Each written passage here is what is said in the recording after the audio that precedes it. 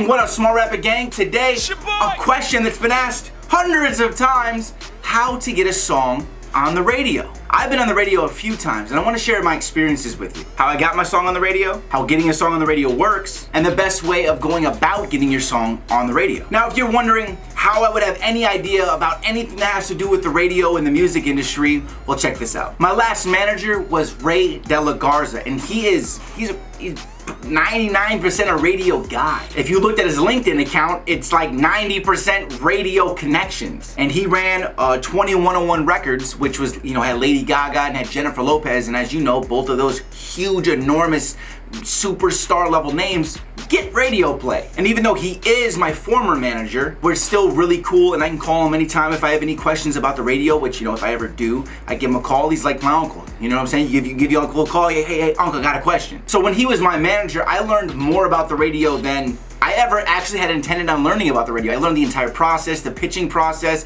and how to get records placed, how it tracks it, locations, and all kinds of everything. And in this video, I'm gonna talk to you about this stuff as well as my experiences with getting on the radio. I'm not gonna go too deep into stuff like BDS spins and all that stuff. I'll save that for another video, and you probably don't even know what that is, so don't even worry about it. So let's get into it. Here are the 3 primary ways on how you can get a song onto the radio. Number 1 is the fastest and the easiest way to get yourself on the radio, and that is by establishing relationships with the DJs. But I'm gonna talk a lot more about this and the smart ways of going about this. First, let's talk about a time when I was able to get played on a major radio station in Chicago, where I'm from.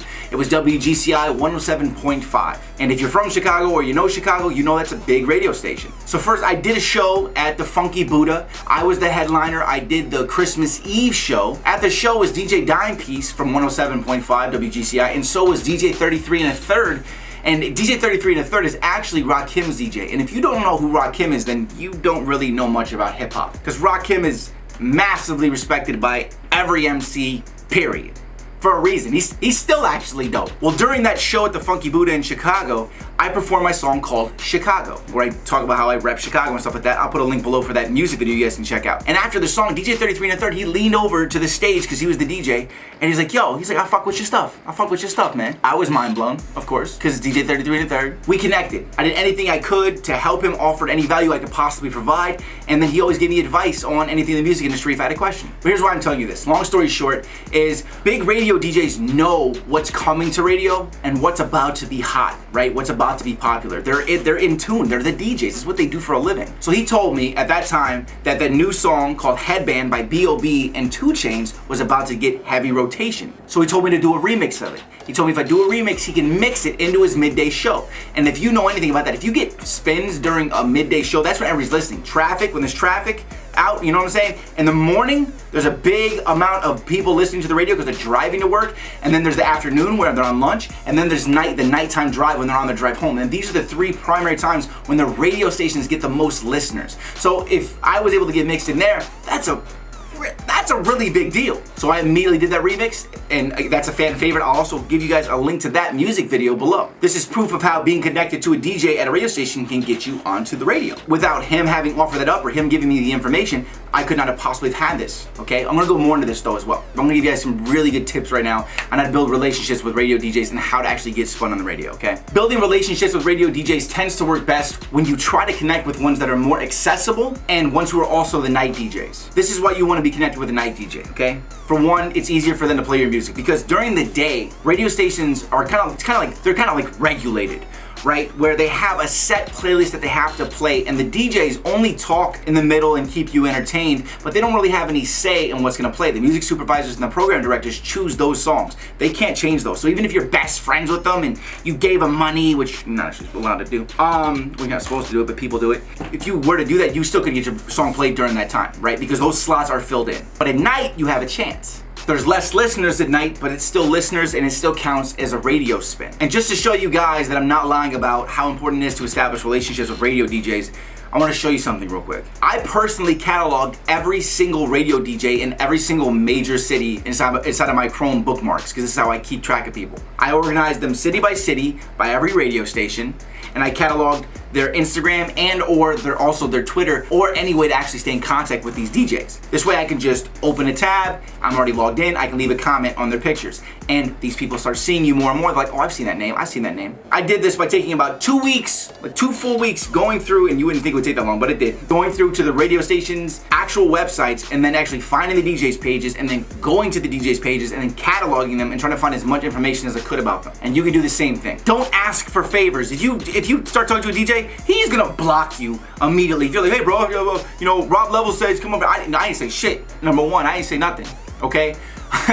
What I'm telling you to do is if you follow these DJs, you befriend these DJs, you leave nice comments on their post. Every time they make a post, you're consistently letting them know, you know, honest opinions, honest feedback. This is awesome, man. Hey, love those shoes, love that shirt. This is how you establish a relationship, by letting them know that you actually like care about them. So that's how you establish those relationships with the DJs. I'm gonna give you more on that in a second though, but check this out. To get a bit further into this, and why starting with this route is the smart way to get on the radio, if your song is registered with BDS, every time it spins on a major radio station, it gets tracked. If you can even get 1 spin, that's a big deal. And if you can get 10 spins, that's huge. This is because for a program director or a music supervisor to even take you seriously in any way, shape, or form, you having proof that your music has spun on a major radio station before and it being tracked by BDS, they can see, okay, maybe I can give this a chance because this actually has had spins before. I'm not saying it's gonna happen, but it's definitely not gonna happen if you have no spins. And also, if your song is not registered with BDS or Media Base and the song plays on a major radio station, it does not get tracked. So it's as if it never happened. It plays, it's done, and nobody ever knew it happened. So make sure you get your song submitted to BDS and Media Base before you attempt to do any type of radio campaigning, okay? What you really want is for your song to be playing on a bunch of radio stations in the same area. Let's say you got 20 to 30 spins in the Atlanta area. That's amazing. Now you have proof that you have a little bit of buzz locally and people are paying attention and listening to you and consistently playing you, and you can really use that to leverage yourself to get played in other major cities. Another quick tidbit before we move to number 2. I know DJs that work at major radio stations that will spin your music. One, if they like you, they have to like you, they have to like your music. They're not gonna spin something they don't actually like or dig, right? But for a bag of weed and like $100, they'll play your song during their night show. I'm not saying any names or anything, but just know that if you can make a DJ happy, you have a higher chance of actually getting spun on the radio. That is, if your music is good enough to actually get played on the radio. Gotta build your relationship with them. They have to like you. What I would do is I would offer them some money just to listen to your song. Don't even mention radio play, okay? And every time you have a new song, pay them to listen to it again. Now what's happening is you're giving them money, they're hearing your style, eventually they're actually gonna become a fan of you, whether they like it or not, if you're actually good, and they might eventually play your song, even if you don't ask them. Pitbull used to do this to radio DJs that he actually befriended. We'd constantly send the DJ at the radio station a song, and then we'd keep saying, nah, this ain't it, nah, this ain't it, nah, this ain't it. Oh, alright, you might got something on your hands. Because when you have a major station radio DJ who only deals with hit songs and gets submitted thousands of songs, you know, a week, they know what a hit song is. So if they hear it, this is the best person to give you the feedback. Not your friend, not your aunt, not your uncle, not your boys on the block, a radio DJ who does this for a living and has that ear. Okay, you get where I'm coming from? Number 2, you can hire companies that do music and radio campaigns to get your music played on the radio. I learned this from long talks with Ray, my former manager I spoke about earlier in this video. They generally start at around $15,000. Yeah, $15,000. But I'll go into a little bit more detail for you so you can understand from the inside. Now, generally, the radio station that you hire already has relationships established with all these radio stations, the program directors, and the music supervisors, because this is what they do. They talk to these people. They're trying to pitch songs to them all the time, right? So they have a relationship that you don't have. And most likely, a very long relationship, maybe 5, 10, 15 years of talking to this radio station and its people. And that's the benefit of paying these places. You're paying for the relationship. But what you have to realize is that major record labels and very strong independent labels also have departments that have those years and years of relationships built with these radio stations. And they're constantly trying to get even one of their signed artist songs into the rotation at any one of these radio stations to get those BDS and media-based spins. They're all fighting for this one slot, maybe 2 slots, and they have a lot more money than you do. And they have a lot longer of a relationship than you do, and even probably longer than the company for the radio campaigns that you would hire. I'm not gonna talk about college radio campaigns because they're not as valuable. They are valuable, but that's something separate I'll make a video on because those are also something that you could consider. But I'm thinking that in this video, you're wanting to know more about major radio stations, not college campuses. Anyway, pretty much you're fighting a giant and you're not nearly big enough to be able to even attack it. So unless you have a smash hit song, your branding is on point, and you have a lot of buzz, I do not recommend you even attempt to take this route. Go with number one. Build that relationship slowly but surely, work on your music, stuff like that. Now, if you have $15,000 to spend and you were thinking about using it on a radio campaign, that's why you're watching this video, or in the future think about it, here's what I'm gonna recommend you do with that $15,000. Instead of spending $15,000 there, spend $10,000 or $15,000 on Facebook, YouTube, and Instagram targeted ads, because you'll be able to reach around 7 million targeted people with that money. I'm currently making a course on how music artists can perfectly use Facebook, YouTube, and Instagram ads to market their music to fans of artists who they sound the most like, so you actually can gain the most fans as fast as possible, or at least gain brand awareness and your name being known by these people so you can really start growing. That course is going to be coming in the future. Be on the lookout for it at smartrapper.com/products, and I'll also put a link below.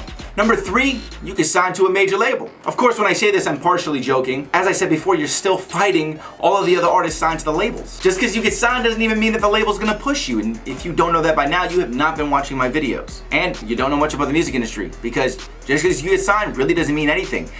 Literally yesterday, I saw a picture of an artist that got signed in 2012. He hasn't even grown at all. He's signed to a major label, has major rappers co-signing him, has songs with major artists, and I'm still 3 times bigger than he is. And no offense to him, but that's just proof that when you get signed, that doesn't mean shit. Even with those collabs and those co-signs. It's so much more than that, and I'm sure you guys know that, and that's why I have smart rappers to teach you. It's so much more than that. And you can do it yourself. All in all, I made this video for everyone to understand how difficult it really is to get radio play.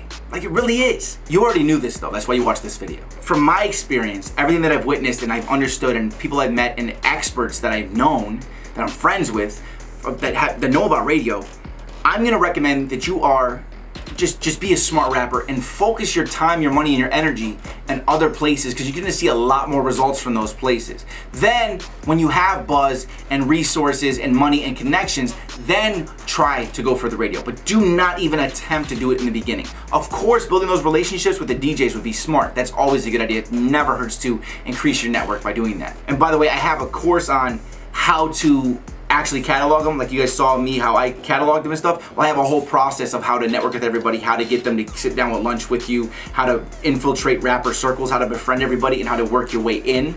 And a lot of you already know that, but I have the How to Grow Your Network 10 Times Faster course, and I'll also put a link to that below, because that's actually a top-rated course on Udemy. I don't know if you know what Udemy is, but it's a course website, and it has like 4.5 stars out of 5 on there for a reason. But if you do decide to move forward and try to get your music on the radio, best of luck to you. I truly hope that it does get on there, and I hope that some of this advice helps you make that happen, you know what I'm saying? Please leave me a like, please leave me to subscribe, and check out all those links below for the things like my Chicago music video, my headband remix music video that DJ33 and the Third told me to make, and all other course links and everything else like that. Check out those links. I'll see you guys again tomorrow with another video. Please subscribe, join our mailing list, check out the Smart Rapper community. All those links are below. I appreciate y'all. Thanks so much for watching. I hope this helped. I'll see you guys again tomorrow with another video. Keep hustling, gang. I'll see you at the top.